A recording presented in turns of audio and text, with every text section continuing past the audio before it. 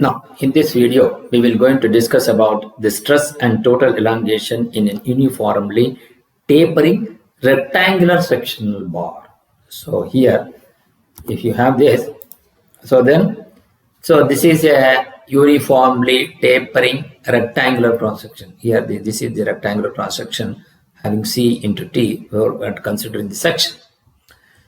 So here, a tapering bar, rectangular bar having A width at A as at one end and B which is at the smaller end, whose tapering length will going to be the length L.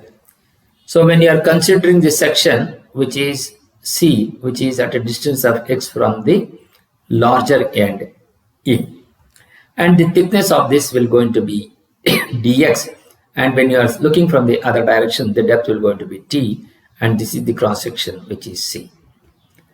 So this is the side view and this is the front view, what we are talking about.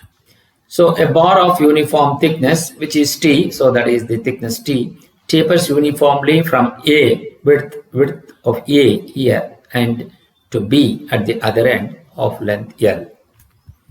Let modulus of elasticity of the material is E, and P is the applied tensile load or applied axial force.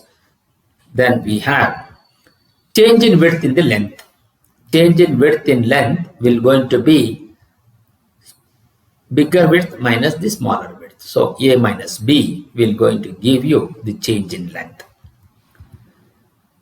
Then change in width, for the rate of change in width will going to be, so we are K, we are assuming that it has the value as K.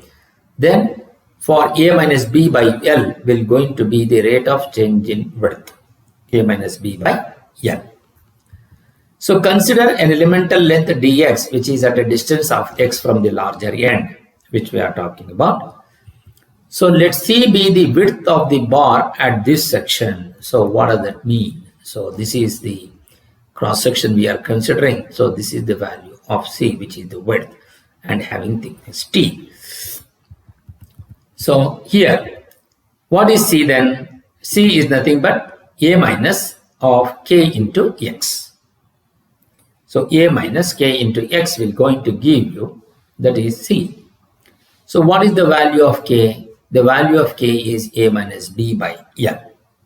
So substitute the value of K as A minus B by L here in this equation. So what happens? A minus of A minus B by L into X. So what is the cross-sectional area of the elemental section? The cross-sectional area of elemental section will be equal to C into T. So what is that C? C is nothing but A minus K into X. Substitute the value of C as A minus K into X into T. How do I get this? So you can see here the area of cross-section of the element at the section, which will going to be the rectangular cross-section, where the rectangular cross-section will going to have the length into thickness, which is C into T. So that is what we have got here. C is equal to A minus K into X. So A minus K into X into T, the cross-section area of the elemental section. So what is the elongation of the element? Elongation of the element is given by P into L by A into E. So what is P? P is the applied load, which is applied axial force, which is P. What is the element thickness? That is the length will going to be the dx divided by area of cross section of the element, which is A minus K into X into T. So substitute that value into E. So once you get that, so what is the total elongation of the bar? That is the integral of this. So that will be equal to 0 to L, integral of 0 to L, P into dx by A minus K into X into T into E.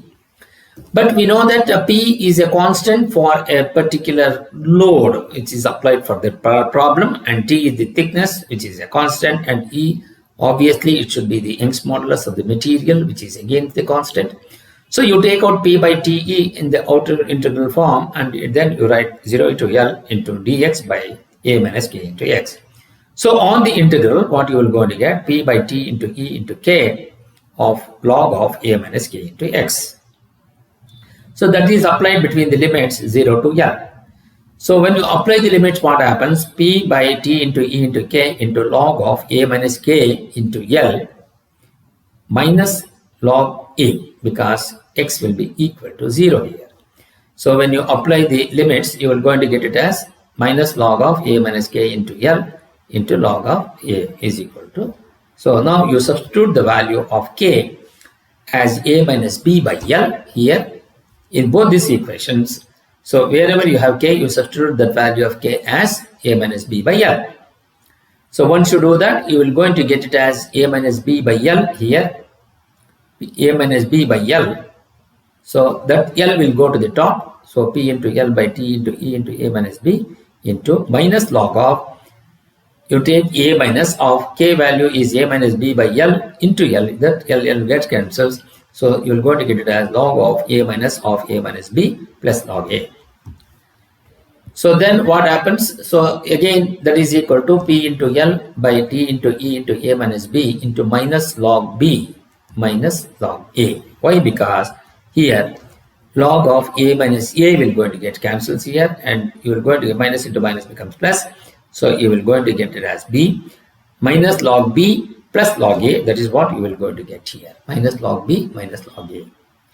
So this is the form of log of m by n, which will be equal to log m minus log n. So you will be getting that as P into T into L by T into E into A minus B into log of A by B.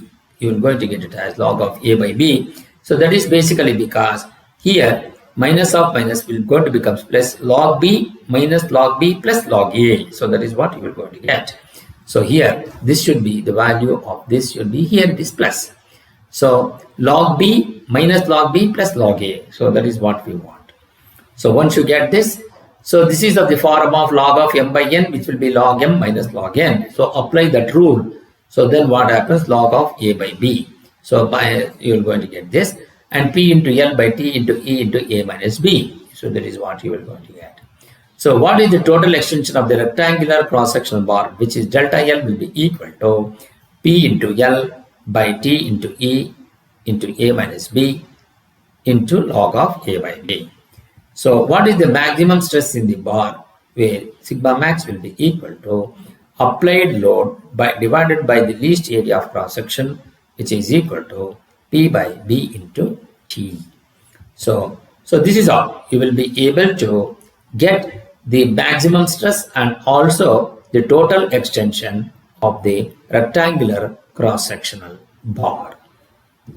Thank you.